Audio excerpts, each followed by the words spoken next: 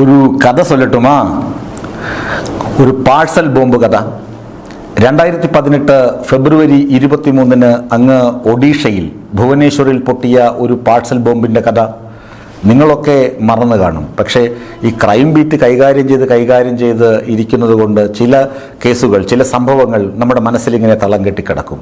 അതിൻ്റെ കേസിൻ്റെ വിധിയൊക്കെ വരുമ്പോൾ വീണ്ടും അത് ഓർമ്മയിലേക്ക് ഇങ്ങനെ പെട്ടെന്ന് പ്രത്യക്ഷപ്പെടും. ആ കഥ ചികഞ്ഞ് നമ്മൾ പോകും.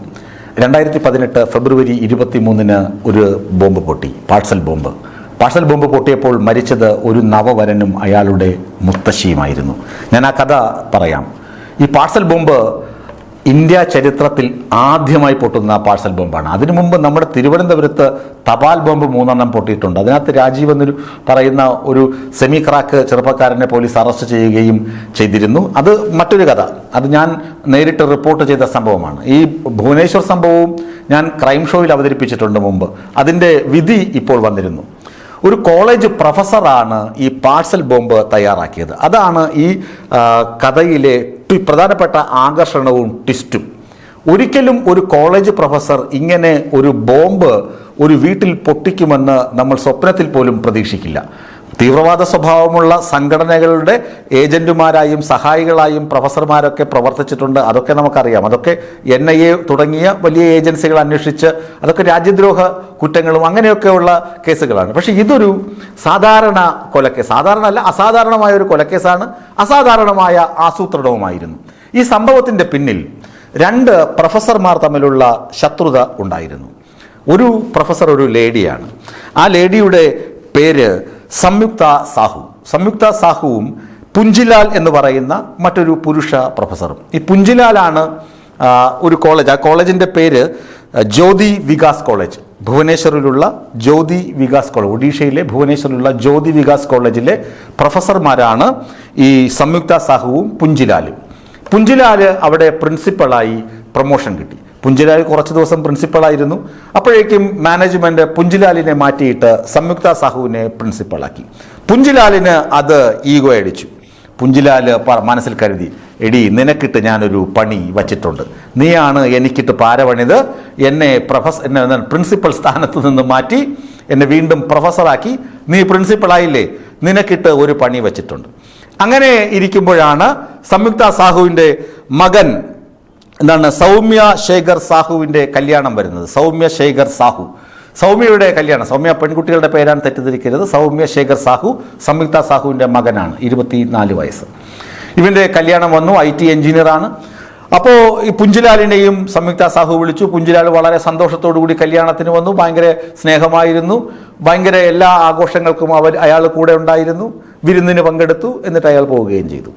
അങ്ങനെ ഫെബ്രുവരി 23 നവവരനും ബന്ധുക്കളും അയാളുടെ ഭാര്യയുടെ പേര് റീമ എന്നാണ് ആ പെൺകുട്ടിയുടെ പേര്, റീമയും ഒക്കെ ഇരുന്ന് ഈ വന്ന ഗിഫ്റ്റുകളൊക്കെ പൊട്ടിക്കുകയാണ്. കല്യാണം കഴിഞ്ഞ് 5 ദിവസമാകുന്നു. 2018 ഫെബ്രുവരി മാസം 23 ഈ അപകടം ഉണ്ടാകുന്നത്. 23 തൊട്ട് മുമ്പ്, അതായത് 2018 ഫെബ്രുവരി 19 മറ്റോ ആണ്, 17 മറ്റോ ആണ് കല്യാണം നടക്കുന്നത്. എന്നിട്ട് ഇവർ വന്ന ഗിഫ്റ്റുകളൊക്കെ പൊട്ടിച്ചു നോക്കുകയാണ്. ഓരോ സമ്മാനങ്ങൾ ഇങ്ങനെ പൊട്ടിച്ചു നോക്കുന്നു. ചിലർ പാത്രങ്ങൾ കൊടുത്തിട്ടുണ്ട്, ചിലർ കുപ്പായങ്ങൾ കൊടുത്തിട്ടുണ്ട്, ചിലർ ബുക്കുകൾ കൊടുത്തിട്ടുണ്ട്, ഫോട്ടോസ് കൊടുത്തിട്ടുണ്ട്. അങ്ങനെ ഒരു സമ്മാനം പൊട്ടിച്ചു നോക്കുമ്പോൾ വലിയ ഉഗ്രസ്ഫോടനം പൊട്ടിത്തെറിക്കുന്നു. നവവരൻ ചിതറിപ്പോകുന്നു. റീമയ്ക്കും ഗുരുതരമായി പരിക്കേറ്റുന്നു. നവവരൻ്റെ തൊട്ടടുത്തിരുന്ന മുത്തശ്ശിയും ചിതറിപ്പോകുന്നു. 2 പേർ കൊല്ലപ്പെട്ടു.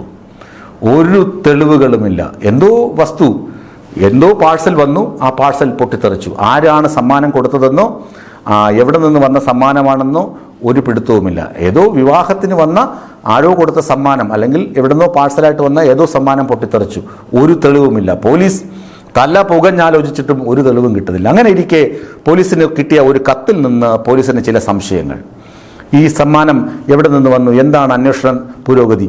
ആ കത്തിൽ വന്ന കൈയക്ഷരവും പോലീസിന് ഈ സ്ഫോടനം നടന്ന സ്ഥലത്ത് നിന്ന്, പൊട്ടിത്തെറിയിൽ നിന്ന് കിട്ടിയ പാഴ്സലിൻ്റെ ചില അവശിഷ്ടങ്ങളിൽ കണ്ട ഹാൻഡ് റൈറ്റിങ്ങും ഒക്കെ വെച്ച് നോക്കുമ്പോൾ ചില സാമ്യതകളുണ്ട്.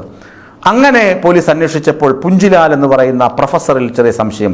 കാരണം പുഞ്ചിലാലും ഈ സൗമ്യ സാഹുവിൻ്റെ അമ്മയും തമ്മിൽ ചില തർക്കങ്ങൾ കോളേജിൽ ഉണ്ടായിരുന്നുവെന്ന് പോലീസിന് മനസ്സിലാകുന്നു. അങ്ങനെയാണ് പുഞ്ചിലാലിനെ നോട്ടീസ് ചെയ്യുന്നതും സംശയിക്കുന്നതും. പുഞ്ചിലാലിൻ്റെ യാത്രകളൊക്കെ അന്വേഷിച്ചു. കല്യാണത്തിന് മുമ്പ് പുഞ്ചിലാൽ പോയ വഴികൾ. പുഞ്ചിലാൽ ചെയ്തതറിയാമോ? ഒഡീഷയിലെ കാന്താബഞ്ച് എന്ന് പറയുന്ന റെയിൽവേ സ്റ്റേഷനിൽ നിന്ന് ഇയാൾ ഛത്തീസ്ഗഡിലെ റായ്പൂരിലേക്ക്, ഏകദേശം ഈ സ്ഫോടനം നടന്ന സ്ഥലത്ത് നിന്ന് 250 കിലോമീറ്റർ ദൂരം ഇയാൾ സഞ്ചരിച്ചു. 250 കിലോമീറ്റർ ദൂരം സഞ്ചരിച്ച് CCTV ഒന്നും ഇല്ലാത്ത ഒരു പ്രദേശത്ത് പോയി അവിടെ ഒരു പാഴ്സൽ ഓഫീസിൽ നിന്നാണ് ഈ പാഴ്സല് ഇങ്ങോട്ടേക്ക് അയക്കുന്നത്. SK ശർമ്മ എന്ന വ്യാജ പേരിലായിരുന്നു ഇയാൾ പാഴ്സൽ ആർക്കയച്ചത്? സൗമ്യശേഖർ സാഹുവിന് അയച്ചു കൊടുത്തത്, SK ശേഖർ എന്ന പേരിൽ. അപ്പോൾ എന്താണ്, പുഞ്ചിലാൽ എന്ന പ്രൊഫസർ 250 കിലോമീറ്റർ ദൂരം സഞ്ചരിച്ച് CCTV ഒന്നും ഇല്ലാത്ത ഒരു കുഗ്രാമത്തിൽ പോയി അവിടെ പോയിട്ട് SK ശർമ്മ എന്ന വ്യാജ പേരിൽ, വ്യാജ വിലാസത്തിൽ ഒരു പാഴ്സൽ സൗമ്യശേഖർ സാഹുവിന് വിവാഹ സമ്മാനമായി അയച്ചു. ഇത് പോലീസ് കണ്ടെത്തി. എന്നിട്ട് ഇയാൾ ചെയ്തത് എന്താണ്? ഒരു വർഷം മുന്നേ ഇവന്റെ കല്യാണം നടക്കുമെന്നോ നടക്കില്ലോ എന്നല്ല, ഒരു വർഷം മുന്നേ ഈ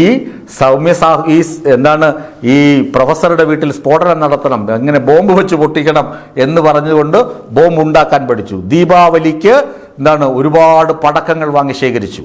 പുഞ്ചിലാൽ വീട്ടിൽ പടക്കങ്ങൾ വാങ്ങി ശേഖരിച്ച് അതിൻ്റെ വെടിമരുന്ന് വെച്ച് ബോംബ് ഉണ്ടാക്കാൻ പഠിച്ചു. യൂട്യൂബിൽ നിന്നും മറ്റ് ഇന്റർനെറ്റ് സോഴ്സുകളിൽ നിന്നും ബോംബ് എങ്ങനെ നിർമ്മിക്കുമെന്ന് പഠിച്ചു. ഒറ്റയ്ക്ക് പഠിച്ചു. എന്നിട്ട് ബോംബ് നിർമ്മിച്ചു. എന്നിട്ട് കുഞ്ഞു കുഞ്ഞു ബോംബുകൾ ദീപാവലിക്ക് പൊട്ടിച്ച് പഠിച്ചു. ബോംബ് ഉണ്ടാക്കാനും ബോംബ് പൊട്ടിക്കാനും പഠിച്ചു.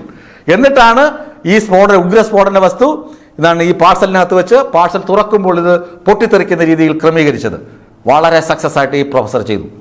അങ്ങനെ ഒടുവിൽ ഇയാളെ പിടികൂടി. 2018 പൊട്ടിത്തെറിക്ക് 2025 വിധിയായി. പുഞ്ചിലാലിനെ ജീവപര്യന്തം ശിക്ഷയ്ക്ക് കോടതി വിധിച്ചു.